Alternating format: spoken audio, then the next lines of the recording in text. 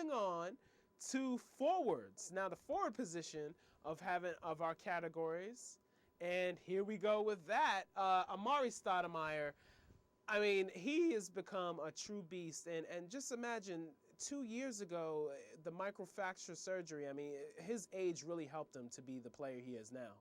The fact he played 82 games after that microfracture surgery still amazes me.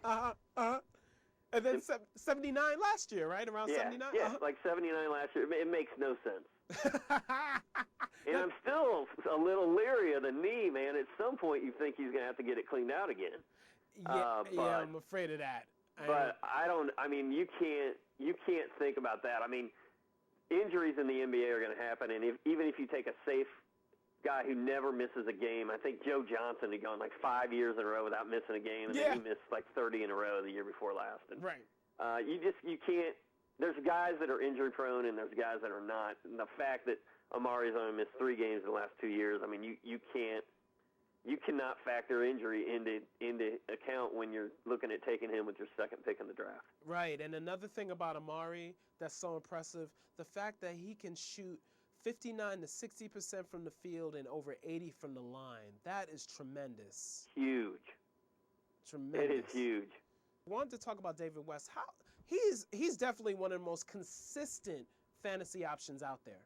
You know, I used to always say, 6 years ago, Shawn, Marion, nobody really knew who he was. He was the most underrated fantasy basketball player ever. Well, David West has taken over that title, man. That guy is a stud. Yeah. He's a double-double machine. He usually plays every night. He's been dinged up a few times, but when he's out there, man, his numbers rock. He does everything well. He's right there with. I mean, he's not that far behind Dwight Howard. He doesn't block like Dwight Howard does. But Al Jefferson and Elton Brand get all the love, but there's not that much difference. Yeah, that's a great point.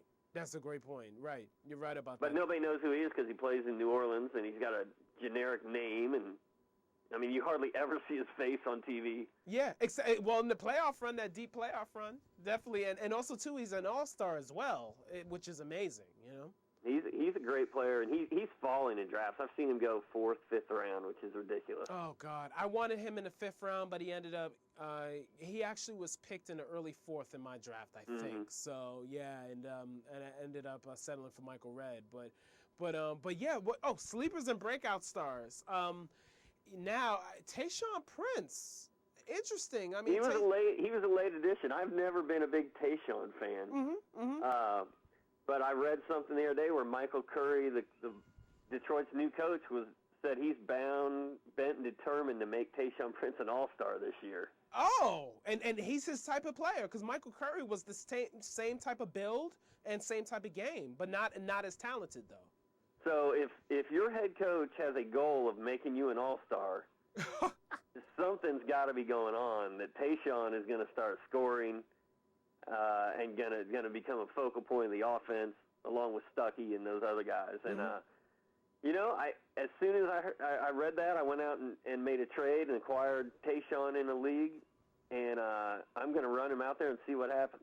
Wow. No, that'll be interesting, and I may have to do the same myself as well. So that's for sure. And will Tyrus Thomas ever fulfill that fantasy potential that he has? Can he do it now that he's starting for the Bulls? Tyrus Thomas will start for the Bulls tonight. He could start for the foreseeable future, bumping Joakim Noah to the bench. He had a massive preseason. Apparently, he gets along well with Vinny Del Negro. If it's going to happen, it's going to happen this year. If Thomas can't break out this year, it's probably not going to happen. But the kid has never gotten consistent minutes. When he gets minutes, he blocks and steals the heck out of the ball. He can also score and rebound. And I'm really fired up to watch that Bulls game tonight and see what he does. That's right, because when he gets the opportunity, he can improve his skill set quickly, a la LSU freshman year. I mean, how he was out of the race. He wasn't even a top 50 freshman coming in, and then he becomes the second pick overall in the draft. Exactly. Yep. And then real quick on Marvin Williams, he was almost the number 1 pick, taken right behind Bogut. Right. He should finally be ready to come into his own this year. He's put on some weight, bulked up a little bit, But the big difference in Marvin this year is, well, one, there's no Josh Childress around, so he's going to have a heavier workload. Yeah. And two is he's become a three-point shooter in the offseason. Ooh. So he's going to hopefully be trying to hit a 3.5 per game. Which should give him a big boost and also help his scoring average out. Right. And then Matt Barnes is your starting small forward in Phoenix. He's another guy I've put a lot of ink into this year. Yeah. If he struggles, I'm gonna hear about it, no doubt. Oh. And he's on every one of my teams, so I've got to vest this. But the Suns have a rough schedule in week one. But after week one, as long as he hangs on to the job, I think he's gonna be one of those 8-category players: shooting threes, stealing the ball, rebounds, assists, scoring. And he could become a focal point of the Suns' offense after Amare Stoudemire.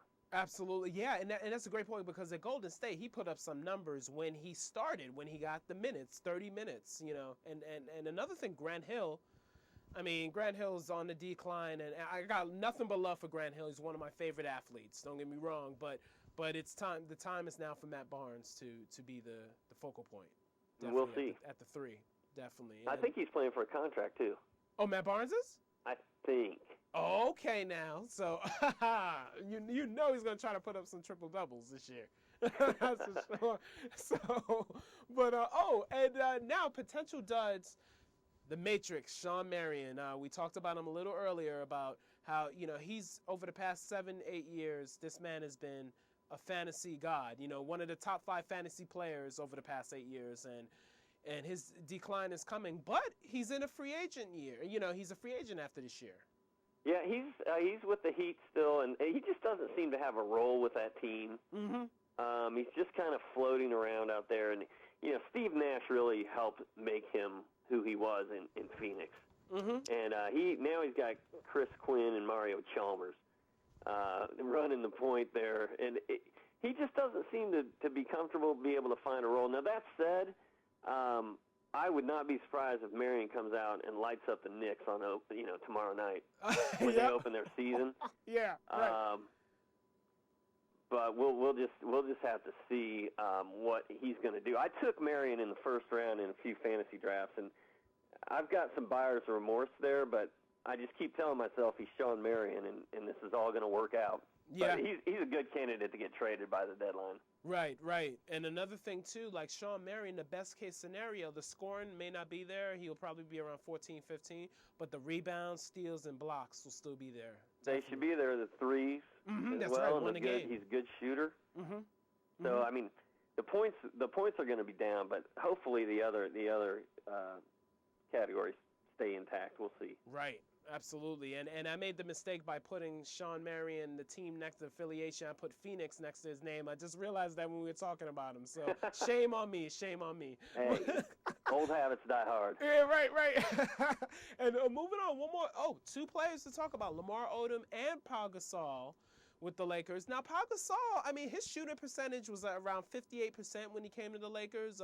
But definitely, I can see the rebound numbers going down though. I just think that the Lakers in general are so deep this year. There's so many options for them. Jordan Farmer's really coming on, and Trevor Ariza is healthy this year and is going to play a much larger role. Lamar Odom's coming off the bench. Andrew Bynum's back. That's going to take a hit on everybody. And maybe even Kobe Bryant. Kobe was not the automatic number 1, 2, or 3 pick this year. He fell to 4 in some leagues. And I think it's because there's so many weapons in L.A. Right. And both Pau Gasol and Lamar Odom, Gasol's going to be a great player. He's going to be a good, solid fantasy player. I don't think he has much bust potential, but he's going in the 2nd or 3rd round, and I'm not sure he's going to live up to that billing.